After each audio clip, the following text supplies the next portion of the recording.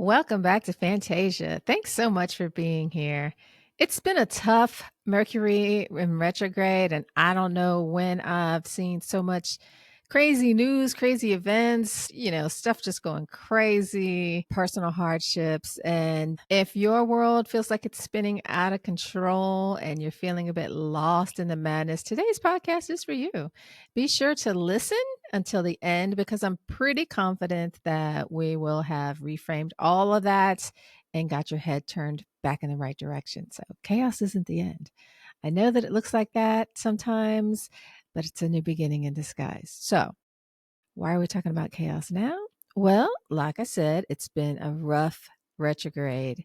It started about a week before and it's been nonstop for my clients, and I've had spots of it myself. So, social media has been on fire as well, with dire warnings of alien spacecraft headed this way, ready to attack the Earth. The Hawaiian tsunami is going to kill everybody. This massive heat wave of 100-degree temperatures for weeks on end. The flooding and crazy weather. The crypto crash is coming.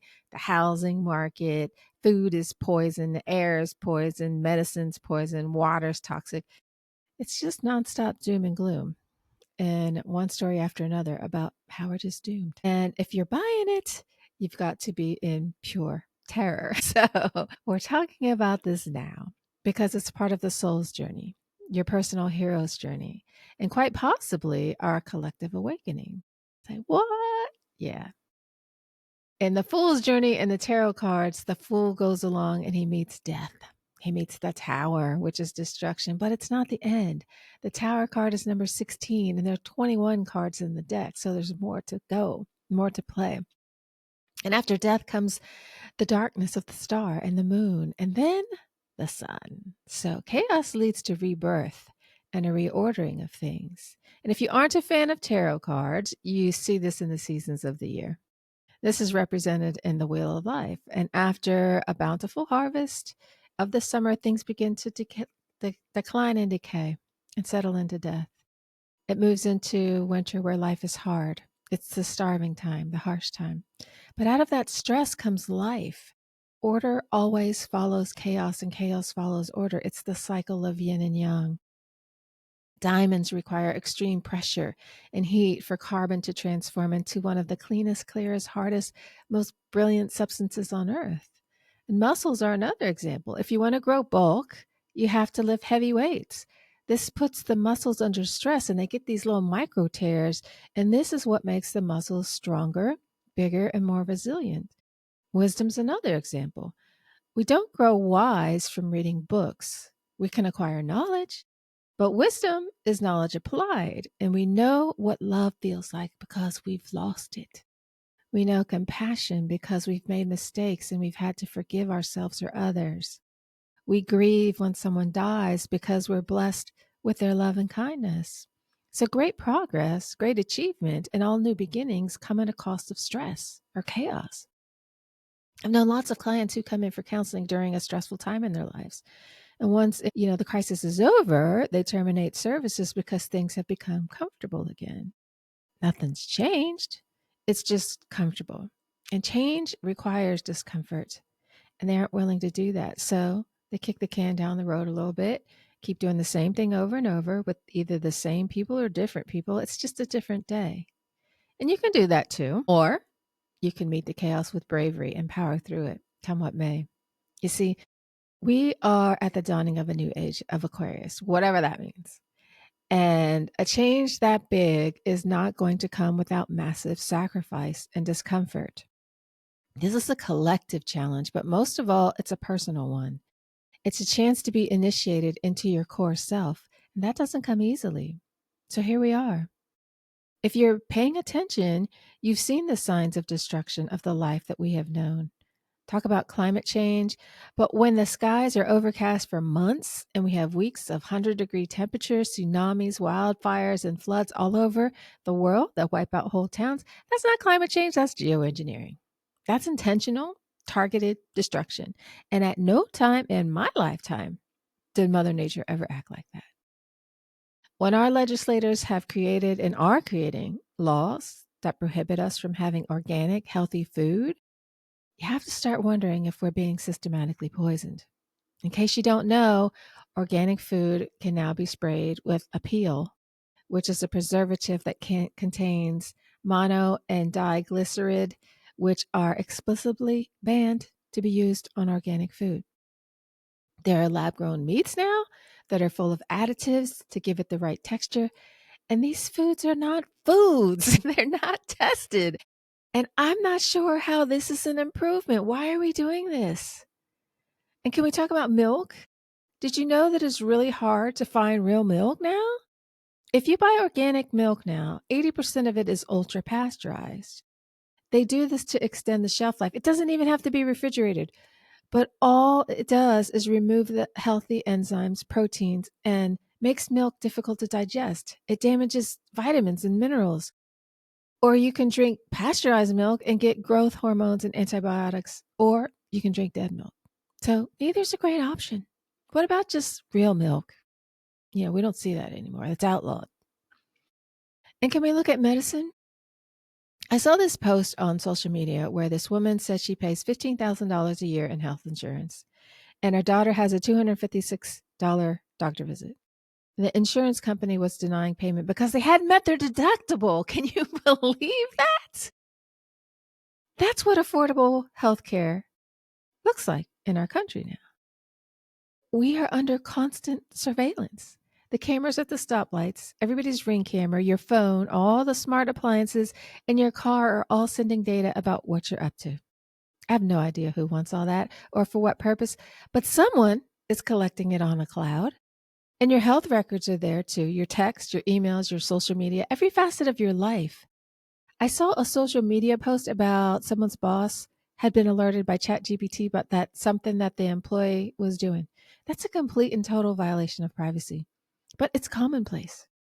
People look stuff up online about other people all the time. We live in a fishbowl. And we're lied to all the time by politicians, scientists, and people who are out to make a buck. They don't even hide it anymore. It's narcissistic gaslighting. The government does one thing and says another and expects us to believe what we hear rather than what we see. Everybody knows that the P. Diddy trial was a sham. There's no way that there wasn't enough evidence to convict, and yet here we are. Now what's happening with Epstein and Ghislaine Maxwell? Is anybody ever going to answer for the sex trafficking of the children? Is anyone going to answer for 9/11?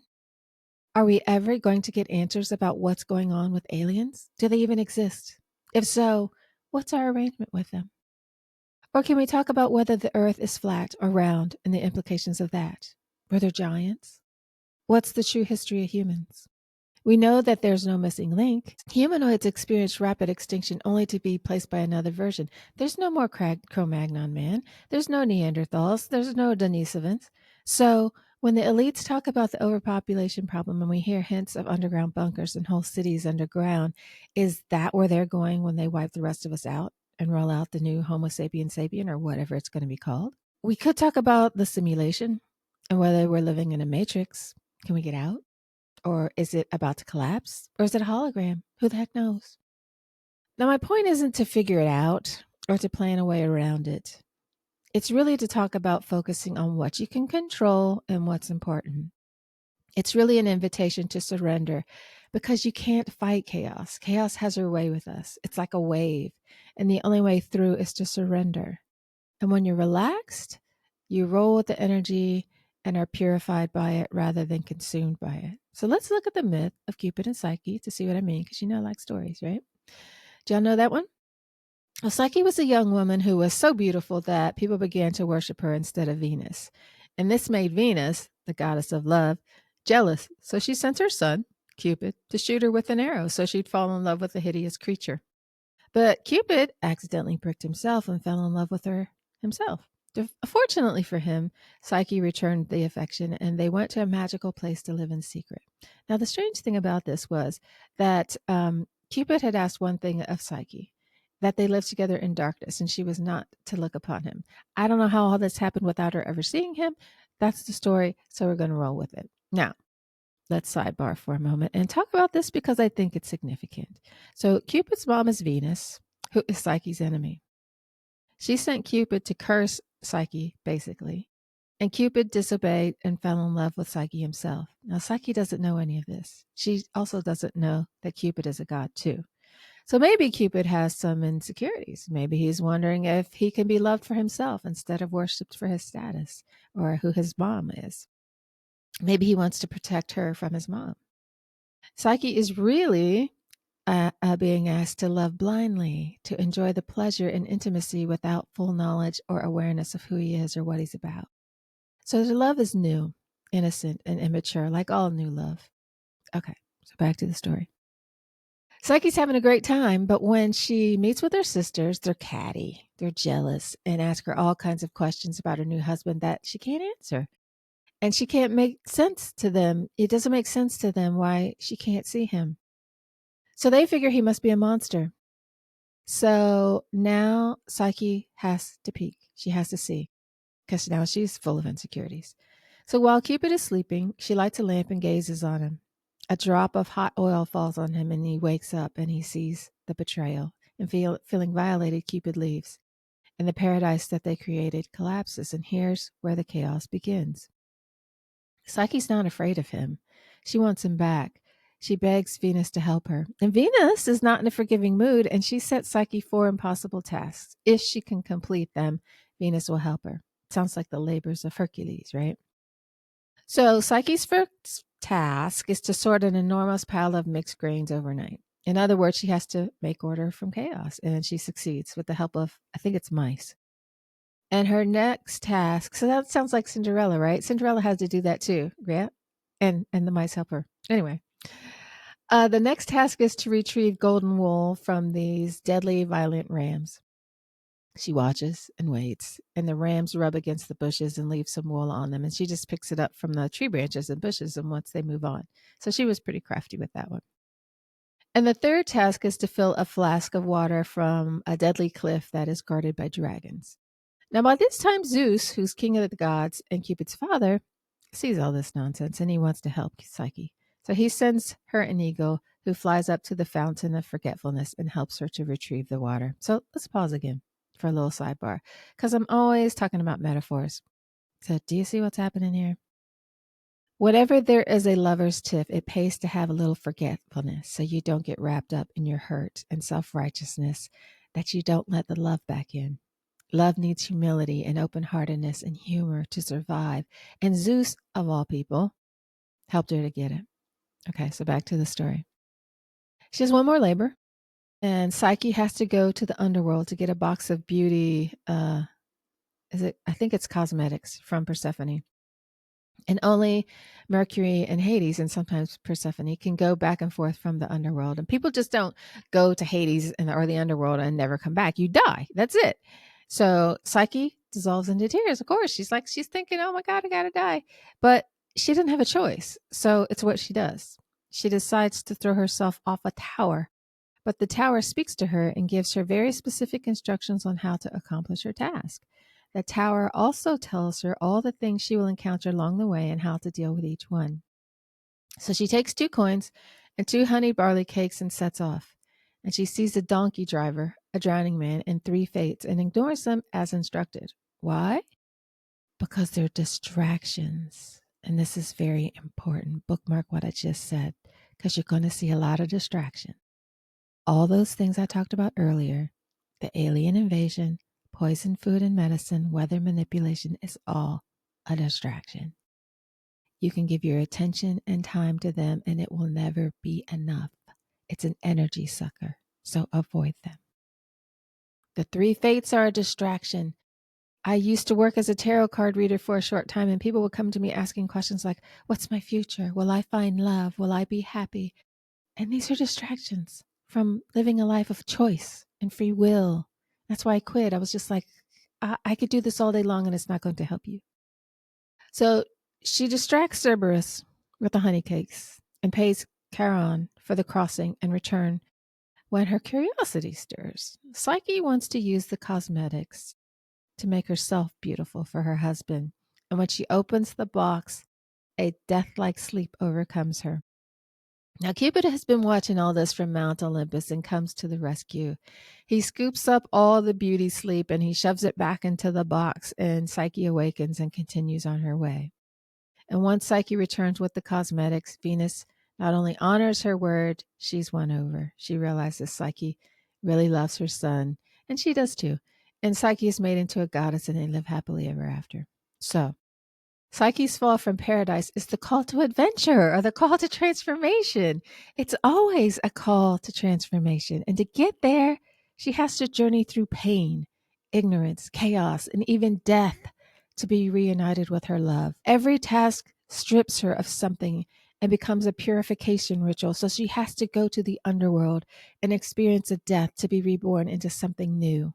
And as a result, we become something not only different from what we were, but more. So death doesn't destroy her. It refines and transforms her. And whatever is coming next for you and all of us will require something similar of us. And I'm telling you this story to prepare you so that you will stay on course. And if you will remember when it feels like you're losing or lost, you're not. You're in the process of becoming. And this is important because we don't have time. We don't have time to wait until you're ready, until your kids are out of the house, until you have a set amount of savings in the bank, or until your health is better. The boat is sailing now. And I'm not saying this to incite panic, but to instill purpose. I'm not a panicky type of person. I don't think anybody's ever seen me panic. And I don't tell people what to do generally. And if you want to do something stupid, knock yourself out. I've done stupid things over and over. So I know it takes as long as it takes to get the point. And people standing in your way doesn't make that progress happen any faster. But I'm breaking from my tradition this one time because of the urgency. I've been hearing about the age of Aquarius and that same idea in different words my whole life. But the thing that people don't tell you is that you don't get to usher in a new age gently and freely. You don't get to birth a baby without pain. Remember what I said about stress being needed for growth? Lots of seeds need cold to break that casing so the sprouts can come out. And that's just how nature works. If you think you need permission, skills, a divine blessing, a sign, clarity, courage, whatever, consider this. What if you're already equipped? What if you're already enough? Think about all the famous battles in history and stories. The victor didn't have one more day or one more minute to train, to save, to prepare, to think about it. They have this moment. And this is your moment to decide how you are going to fight this fight, or to take a stand, or to support someone else's effort, or bet on yourself, and then follow through with your choice. And know that you're not alone. In my mind's eye, I see this as a million candles in the darkness, or all the stars in the night sky. We may seem small and insignificant, but each of us is adding our energy and our passion to the vision of what is to come. And whatever progress we are making in healing ourselves, becoming more centered and more of the light that we truly are, it matters. That's the only good fight there is. Yes, this fight is a fight for your soul, your truth, your authenticity.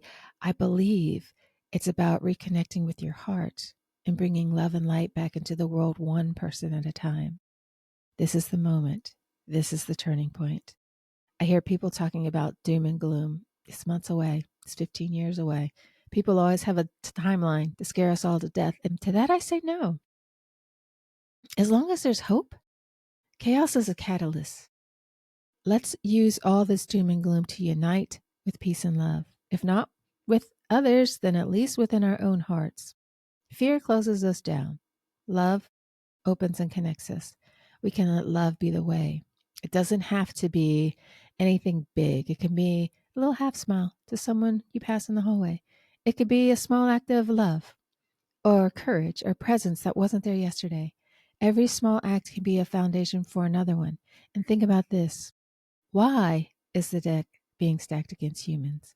Why is our savings being made worthless? Why are prices skyrocketing? Why is our food, water, and soil being poisoned? Why is medicine poisoned? Why are all these stories about aliens coming to get us and the constant threat of war? Why is the racism pot always being stirred? Why is all this being aimed at us? Sounds to me like a conspiracy to keep us stressed, divided, and distracted. Why? My answer is that we must be really powerful and important to the big picture. We must have something really valuable that someone doesn't want to be seen. And I believe that is our heart, our love, our compassion, and creativity. None of that flourishes in the space of fear. And we can use this chaos to put the light out, or we can use it for fuel to start a blaze that will ignite the love in everyone and never go out. That's the future I envision. Is it easy? No. But Psyche didn't have an easy time of it. No, she had 4 impossible tasks, but we all have divine help if we're open to receiving it. And we can all have help from each other if we're open to receiving that. My private community is free. All you have to do to join up is sign up and participate. I know that's a kicker, isn't it? It's so easy to sit back and observe, make fun of other people, and Monday morning quarterback if you have no skin in the game. And the world requires you to have skin in the game. And we're on the cusp of change, and the energy is your heart. So you can decide whether we go up, down, right, or left. And I'm hopeful, just like Psyche had to look at Cupid. We all have that nudging inside where we choose truth over comfort and consciousness over illusion. Everybody's on a different path and has a different situation, but I think we all have the same big picture hero's journey, and that is a choice of consciousness over illusion. I talk about fantasy stories because life is magical, and engaging with that gives us meaning. Win, lose, or draw, our lives will have meant something and we will have grown. I say this all the time, but as a past life regression facilitator, I've seen in myself and almost every client the same patterns of choosing disconnection and close-heartedness and loneliness over and over. And we have to make that conscious decision to do something different, guys. Are you with me? Let's do it together. Let's do it for our children and our grandchildren. Because I'll tell you this, that energy doesn't go away until you do. That's what's called generational curses. So put your big girl panties on, be like Psyche, and get ready for the trial ahead. You can do this. You have help. Just put one foot in front of the other and keep going until the hard part is behind you. So can I tell you your path? No. Can I tell you you're going to prevail? No. But I can tell you that this is the fight in front of us, and you can either fight it or sit it out. Either way, you have to endure it. And I'd rather go out fighting. And at the end of the day, when it's time to rest, come to Pilgrim's Rest, sit by the fire, share your journey with us. That's really what the private group is about. We all have to do our own work, but we can do it in company and share ideas and experiences and ask for advice or reality checks. We do other stuff in there as well, but if you've been on this journey long enough, you get to a point where the people you start out with aren't really helpful anymore. They aren't doing what you're doing. They haven't been down the road that you're on, and you need to talk to someone different to get some different perspectives. And that's where we come in. It's free, and you're welcome here. Links in the show notes. Hope to see you there, and I hope to see you on your hero's journey. And if you're here, I know you're already consciously working on it. A mindful life is a meaningful life, so welcome to the club. Thanks for listening. Can't wait to see you next week. Make sure to subscribe to the show on iTunes or Spotify so you'll never miss a show. While you're at it, if you found value in this show, why not show your love with a review? Thanks. See you next week.